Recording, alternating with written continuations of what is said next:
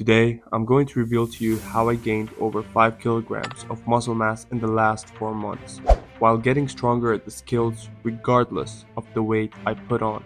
And although I might have gained a bit of fat, which by the way is inevitable, I was still able to maintain my 6 pack while filling in my sleeves. And look, I'm not going to be that nerd diving into only science-based stuff without backing up anything practical. I'm rather going to tell you the exact protocols I followed and applied on my clients to get them impressive results. Being the skinny guy I was, bulking was my only option to change that. But after failing to put on mass multiple times, I ended up hating the whole concept of bulking. And the fact that I had a small appetite, I felt nauseous 24/7 to the point where I literally started hating food. I also felt slow and drained the whole time, which is why my progress actually declined. And as a result, I ended up giving up the goal of getting bigger. After all, I was still desperate to gain mass so I can fill my sleeves and just look better with my outfit. So I decided to give it one more shot. But this time, I did it with a completely different strategy. I built a diet plan that never made me feel full or nauseous, which helped me keep my energy high throughout the day. And most importantly, I built a training system that allowed me to gain muscle, progress and skills, and maintain great athleticism, regardless of the weight that I had to gain. And now, I'm gonna give you the blueprint to bulking and gaining mass with calisthenics. So before diving into the 3 secrets of efficient bulking in calisthenics, we need to understand the bulking formula. So the first one is very simple, and it's calories in versus calories out. In order to gain mass, you need to eat more calories than your maintenance. And to find out your maintenance, just go on an online calculator and find out the number. Now, when you get that number, all you want to do is add 200 to 300 back. So the number you get after is going to be the total amount of calories you get per day.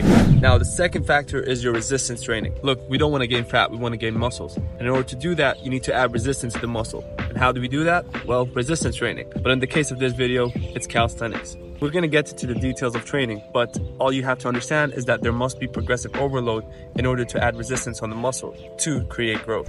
And finally, the last important element is recovery. Muscles grow during sleep. If your recovery is trash, then trust me, your muscles won't be growing at a fast rate, especially in calisthenics where you're using a lot of our nervous system when we're learning complex skills or increasing our strength. So we really do need to take recovery seriously. A good 7 to 8 hours of sleep per night, and also a good amount of rest days. Now that you guys know the bulking formula, it's time to get to the 3 secrets that you guys have been waiting for. Let's get it. Okay, so training. Now please let me be very clear.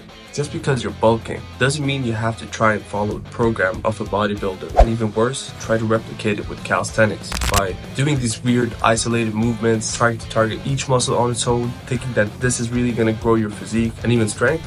Well, you're absolutely wrong. Not only is it a bad idea, but you're gonna be missing out on real strength and muscle gain. Actually, you must be taking advantage of the bulk to achieve advanced skills in calisthenics and really grow your muscles.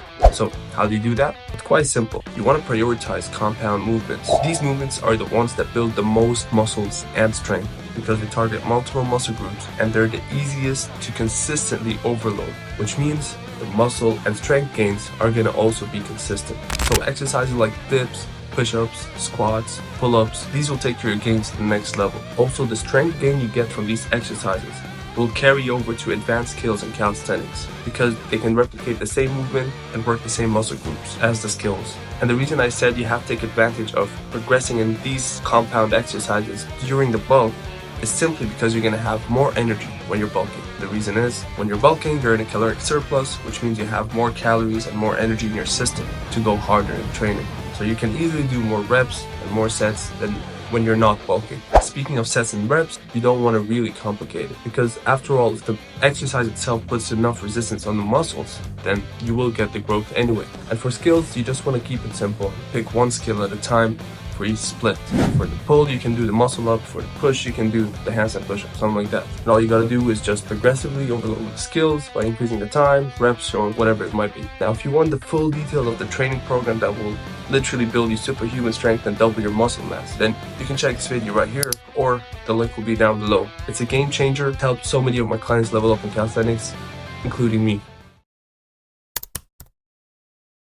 Alright, since we're bulking, let's say you guys have 2 plates. You have one with 2000 calories and the other one with a total of 1000 calories, which is half the first plate. Which plate are you most likely to finish? Well, the answer is simple. It's the second plate, the one with 1000 calories. Since you're watching this video, you want to bulk. Most probably you have a small appetite, you're trying to eat more, then you burn so you can gain mass. Now, you might say, okay, well, if you give me a fast food meal, which I can easily finish, and that has 2000 calories, or let's even say 2500. So you finish eating a meal worth of 2500 calories. How do you think you're gonna feel afterwards? Do you think you're gonna continue having good energy throughout the day, gonna be able to perform well in your training? Or are you gonna be overly full and just feel sluggish throughout the whole day, which will impact your performance and not forget your sleep? We're not gonna really focus on dirty bulking, because what we do here on this channel is we build athletes. We want to build athleticism.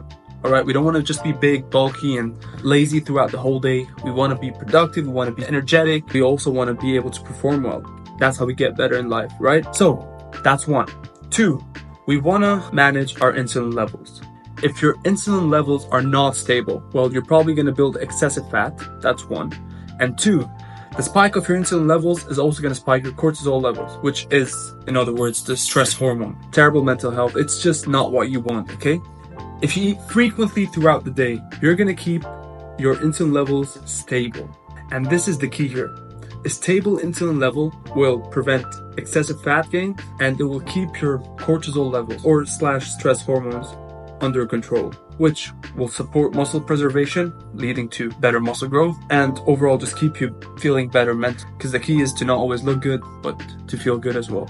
And let's not forget a very important element of bulking: protein. Protein is what builds the muscles. And as you guys may know, that protein actually fills you up quick. This is another reason why we want to spread our meal throughout the day, so we don't get that overly full and sluggish feeling, not just from any food we eat, but especially from protein. We want to focus on protein. And the range I want you guys to focus on is 1.2 to 1.5 grams of protein per kilogram of body weight. Simple maths. I'm giving you guys some science behind this and what's been working perfectly for me and my clients.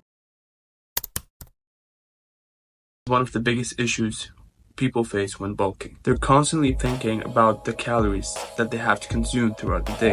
So they get overwhelmed with the numbers, the amount of calories and proteins that must be consumed throughout the day in order to grow.